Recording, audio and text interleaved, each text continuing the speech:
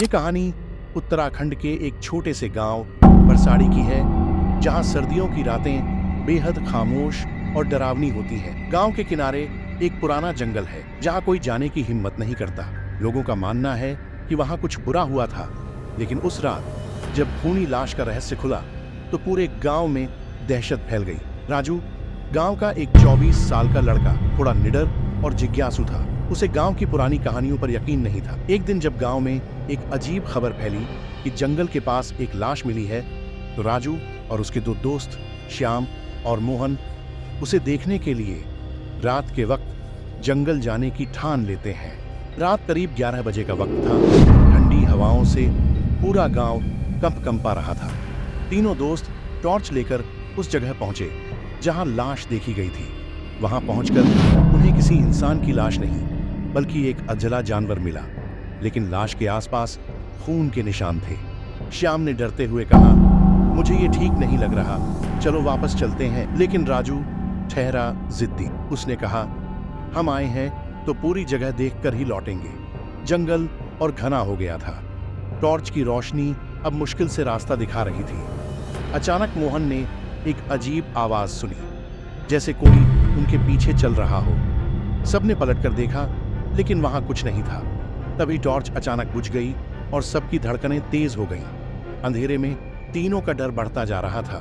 तभी उन्हें किसी के रोने की आवाज सुनाई दी। आवाज बेहद डरावनी थी, जैसे किसी औरत की हो।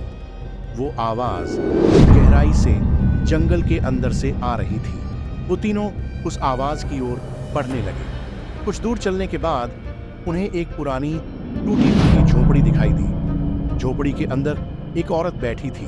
उसके कपड़े खून से सने हुए थे और उसकी आंखें चमक रही थीं। राजू ने टॉर्च जलाने की कोशिश की, लेकिन वो काम नहीं कर रही थी। तभी उस औरत ने धीमी आवाज में कहा, तुम लोग यहाँ क्यों आए हो? उसके चेहरे पर खून के धब्बे थे और उसकी आंखें बेहद डरावनी थीं। अचानक वो औरत खड़ी हो गई और जोर से चिल्लाई, मैं मरी नहीं हूँ, मैं वापस आई हूँ। श्याम और मोहन डर के मारे भाग खड़े हुए, लेकिन राजू वहीं खड़ा रह गया। उसकी टांगें जैसे जमीन में जम गई थीं। औरत ने उसकी ओर बढ़ते हुए कहा, ये खून मेरा नहीं, उस आदमी का है जिसने मुझे मारा था। अब तुम लोग भी नहीं बचोगे। अगली सुबह गांव के कुछ लोग जंगल के पास पहुंचे। उन्हें श्याम और मोहन बेहोश हालत में मिले, लेकिन राजू का कोई सुराग नहीं मिला।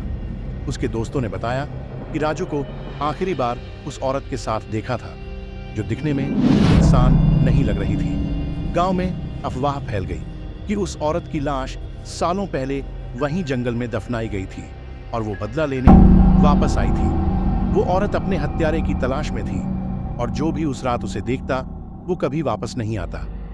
आज भी गांव के लोग उस जंगल की ओर जाने से कतराते हैं और कहते हैं कि रात में वहां कोई आवाज सुनाई दे तो कभी पलटकर मत देखना, वरना तुम्हारी भी वही हालत होगी जो राजू की हुई थी, क्योंकि खूनी लाश अब भी वहां भटक रही है।